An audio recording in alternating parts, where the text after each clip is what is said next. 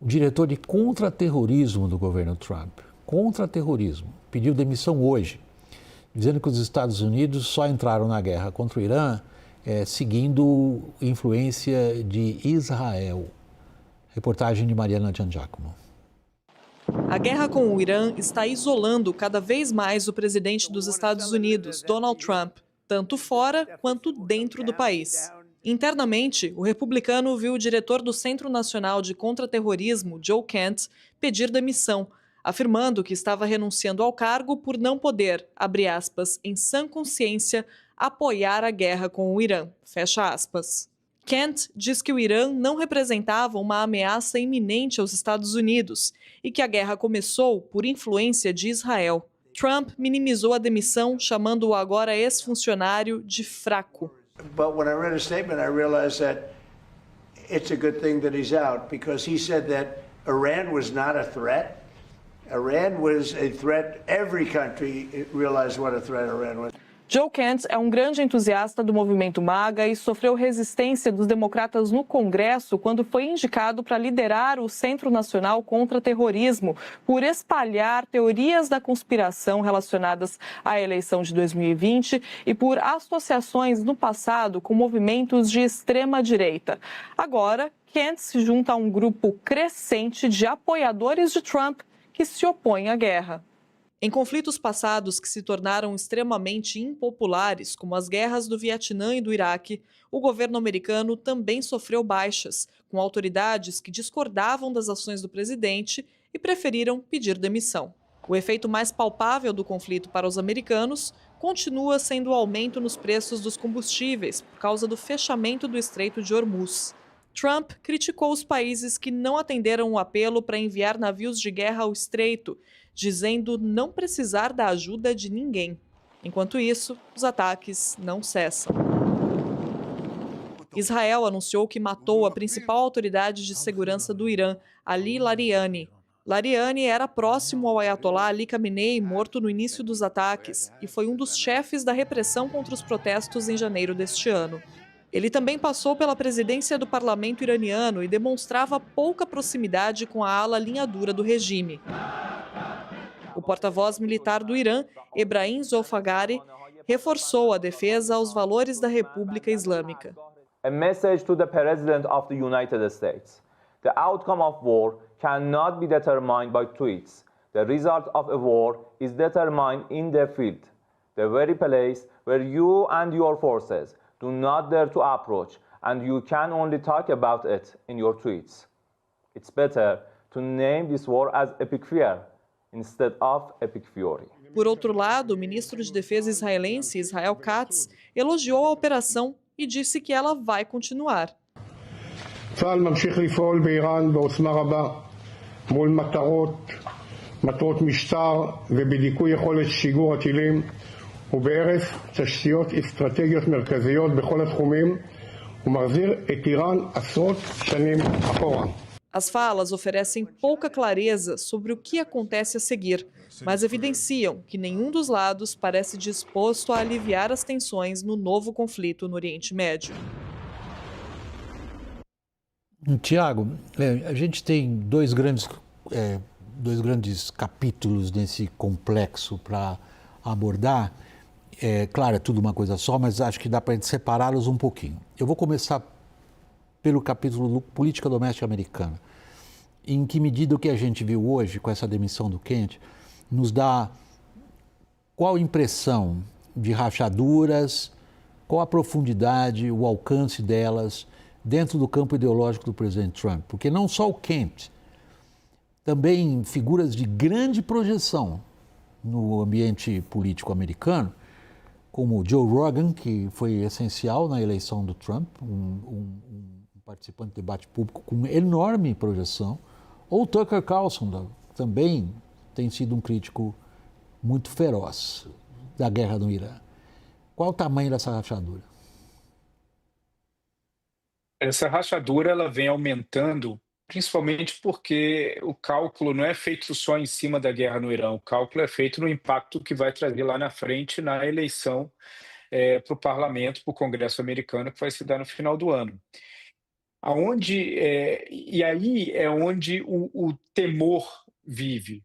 Existem dois tipos de medo. Existem, na verdade, três tipos de medo. O medo de curto prazo, que é baseado em uma falta de explicação básica da razão por trás da ação. Tá? A razão dada pelo Trump, ela não é uma razão que está sendo comprada por muitos republicanos, pela imprensa americana e por parte da população, de que o Irã representava um risco iminente, como foi colocado pelo John Kent. O temor de médio prazo é em relação às eleições desse ano, onde você tem vários parlamentares e vários congressistas americanos, e principalmente republicanos, com medo de que isso vai trazer uma dificuldade para eles no processo eleitoral, justamente pela alta no custo do combustível, inflação, etc. E o medo de longo prazo é dos Estados Unidos enviarem soldados à região e ficar encalacrado numa guerra que eles não conseguiriam mais sair. Então, esses três temores, eles acabam variando as razões pelo qual indivíduos como o Tucker Carlson, o Joe Kent, entre outros, eles tomam uma decisão de deixar de apoiar o governo. O que se vê hoje é que, em geral, todos veem que a guerra no Irã não é uma boa ideia. O que varia é a dose de confiança que alguns têm que o Trump vai conseguir tirar da cartola alguma grande explicação ou solução, porque grande parte do apoio em cima do Trump é baseado na crença de que ele pode trazer soluções a qualquer momento. Eu queria ouvir vocês dois primeiro sobre isso, agora a sua vez, Hussein. E depois a gente pega a questão lá do Irã mesmo e do ataque de hoje. Em que medida Trump tira as lições que nós, analistas políticos, achamos que ele deveria tirar da situação que ele vive hoje internamente em função do seu próprio grupo ideológico? Ele não consegue tirar lição nenhuma porque ele não está conseguindo ouvir ninguém do seu grupo de apoio. O racha dentro da sua base está consolidado. O racha ele está em todos os níveis, na base popular, na base de seu apoio parlamentar, e o racha chegou ao governo. Quer dizer, você tem uma demissão feita, um cargo entregue de um alto funcionário que compõe o aparato securitário vital do Estado, o diretor de contra-terrorismo do Estado americano. Ou seja, isso já transcendeu a base popular e a base política, chegou no executivo de um tomador de decisão. E isso não é uma demissão qualquer. Alguém que entrega o cargo, ele coloca em xeque a capacidade do presidente de tomar decisão, a capacidade do presidente de raciocinar sobre qual é o melhor curso decisório e estratégico para o país. Ele coloca em evidência a incapacidade do presidente de governar. Essa situação conjuntural em que o governo Trump se encontra hoje. Isso abre caminho para outras potenciais demissões. O que está em curso é uma erosão, tá? Digamos, do próprio mecanismo governamental das pessoas mais próximas ao governo Trump. Tiago, vamos agora para a situação no Irã. Israel conseguiu matar Larijani, que no regime iraniano ele é quase que um retrato desses últimos 25, 30 anos. É um participante destacado da guerra Irã-Iraque. Claro, tem evidente ligação com setores religiosos, mas a carreira dele dentro do regime iraniano é uma carreira pelos órgãos de força, pela consolidação do Estado em torno, sobretudo, da Guarda Revolucionária, dos Basij, que é difícil até de traduzir em português, são aqueles voluntários que se destacaram como massas humanas na guerra contra o Iraque, 40 anos atrás, e que tem uma posição, ao mesmo tempo, de controle político e de tomadas de decisão dentro do que é o regime iraniano, que é muito mais que uma teocracia nesse sentido. Agora, os analistas militares apontam limites para a política de decapitação de regimes e usam como exemplo o Hezbollah e o Hamas. Israel foi capaz de eliminar, praticamente da noite para o dia, quase toda a liderança desses dois grupos. Claro, um Estado como o Irã é diferente do que grupos armados como o Hamas e o Hezbollah. Mas eles continuam lá. É possível imaginar a decapitação em sequência do regime iraniano como forma de mudá-lo? Olha, é algo que a tentativa de Israel de fazer isso não começou agora, e certamente não começou com a morte do Larijani, e muito menos nessa operação que se iniciou agora em fevereiro.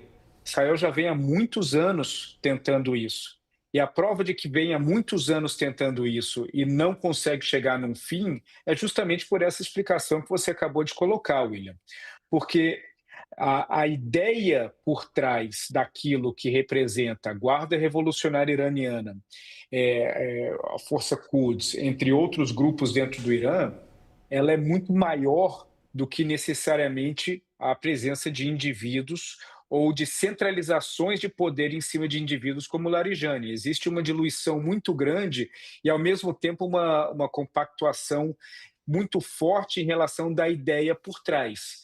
Esse processo de assassinatos, ele é muito bom do ponto de vista de propaganda dentro de Israel e fora, para justificar de que há um avanço e de que houve sucesso numa etapa e isso abre um espaço para uma etapa seguinte. Agora, com efeitos práticos, isso não resolve. E o fato de não resolver é justamente porque o Irã já vem há muito tempo nesse tipo de embate com Israel e o processo de revitalização e de recomposição do elenco, podemos dizer assim, é muito rápido comparado com outros governos e outros regimes.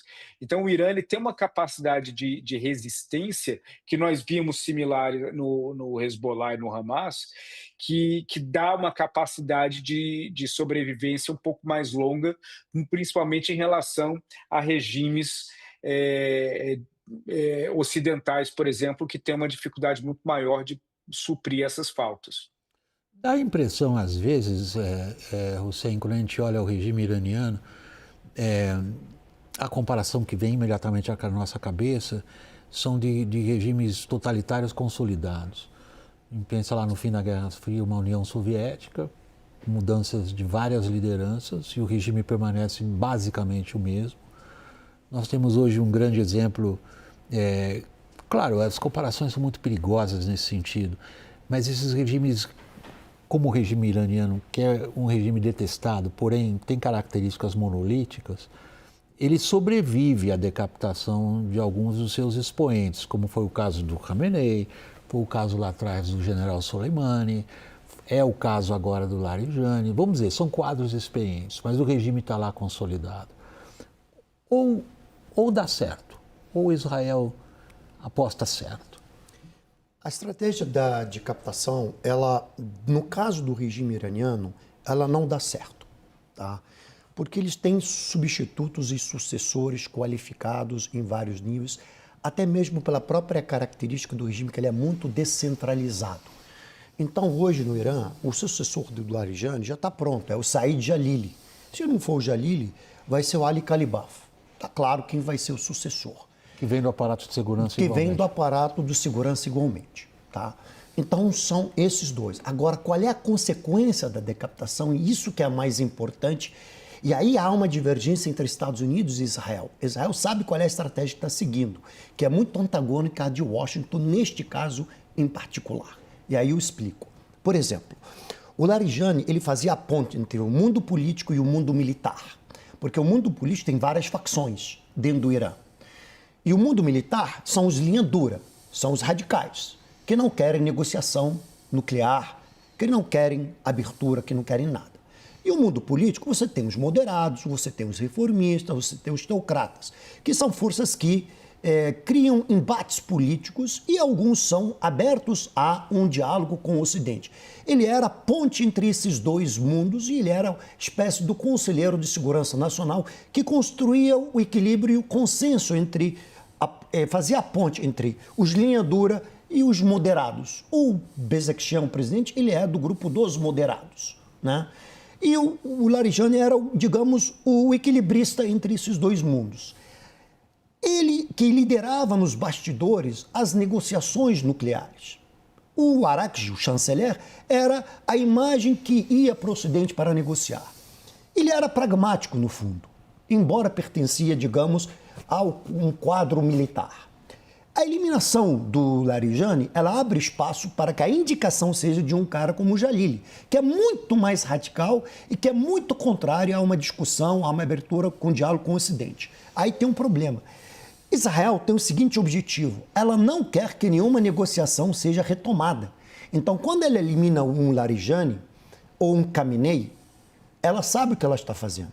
Israel não quer que as negociações sejam retomadas em nenhuma hipótese. A estratégia de decapitação de Israel tem dois fundamentos: queda do regime. Na hipótese do regime não cair, é que os radicais tomem o poder. Quanto mais radical, melhor. E quanto mais radical, melhor, porque as negociações empacam, não avançam. Os americanos querem o seguinte, que se caia um Larijani, que não assuma um radical, assuma alguém pragmático, que abra a hipótese para uma possível negociação. Tiago e Caloute, eu ainda tenho 3 minutos para encerrar esse segmento do programa. Eu sei da complexidade do que vocês estão tratando, eu fico até constrangido de pedir que vocês sejam breves, mas sou obrigado. Para um terceiro ponto, Tiago, Hormuz. Até aqui, Macron deixou isso claro hoje, não há ninguém disposto a ajudar o Trump a tirar essa batata quente. Como é que fica?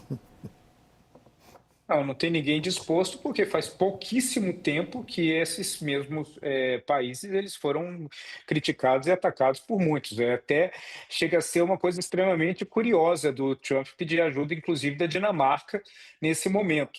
Todos os países, pelo que eu apurei hoje, todos esses países eles mencionaram, não todos, mas principalmente os europeus, eles mencionaram as tarifas. A Dinamarca mencionou a Groenlândia em algumas conversas que tiveram entre alguns diplomatas desses países e diplomatas americanos. Essa menção não foi para colocar, se você liberar aqui nós ajudamos, mas serviu como um lembrete. Nós não podemos ser aliados somente nesse momento.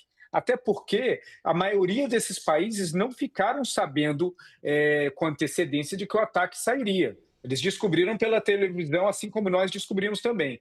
Então é um momento muito difícil e a Europa está aprendendo a dizer não para os Estados Unidos. E isso é algo muito emblemático que indica uma mudança de comportamento profundo para os próximos anos. Tem 1 minuto e meio. O Tiago está certo. Primeiro que o Trump não envolveu os europeus, seus principais aliados, no que estaria para acontecer. Segundo, ele quer envolvê-los agora numa conjuntura altamente complexa para eles assumirem um custo altamente elevado. Terceiro, os europeus têm um problema que para eles muito mais grave, que é a Ucrânia. E eles precisam dos Estados Unidos para a Ucrânia. E o Trump está entregando a cabeça da Ucrânia e do Zelensky de bandeja para o Putin, coisa que eles não aceitam. E, em quarto lugar, os efeitos dessa guerra, a irresponsabilidade do Trump está caindo sobre os europeus. O efeito da alta dos preços do gás, do combustível. E depois ele ter humilhado os europeus sucessivas vezes, né? E tem que lembrar que os europeus foram fiadores do acordo nuclear com os iranianos, cujo qual ele mesmo rompeu e levou essa situação ao estado em que ela está.